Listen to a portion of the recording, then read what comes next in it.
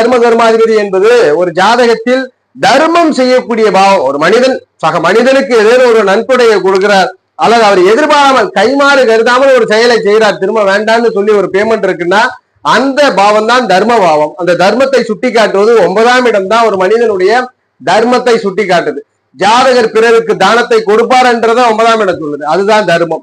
அதுபோல் கர்மம் என்பது இந்த பூமியில் ஜனனித்த நாம் ஒரு செயலை செய்கின்றோம், அந்த செயலே நமது ஜீவனமாக அமையப்படுகிறது. அந்த செயல் மூலியமாக தொண்டாவும் இருக்கலாம் அல்லது அடிப்படை விஷயங்களாக இருக்கலாம். கர்மம் என்பது 10ஆம் இடம். இதுல கர்மம்னா நம்மளுடைய பூர்வ புண்ணிய கர்மம் அந்த மாதிரி எதுவும் இல்லை. 10ஆம் இடம் என்பது ஜீவனம், அதுதான் கர்மம். நம்ம என்ன செய்கின்றோமோ தொழில் வேலை, அதுதான் கர்மம். அந்த வகையில ஒரு ஜாதகத்தில் 9ஆம் இடம் தர்மத்தையும் 10ஆம் இடம் கர்மத்தையும் குறிக்கிறது. இந்த 2 பாவங்களும் ஒன்று சேர்வதே தர்ம கர்மாதிபத்திய யோகம். இந்த தர்ம கர்மாதிபத்திய யோகம் என்னெல்லாம் தந்துட முடியும்னா, தானம் செய்யக்கூடிய நபர்கள்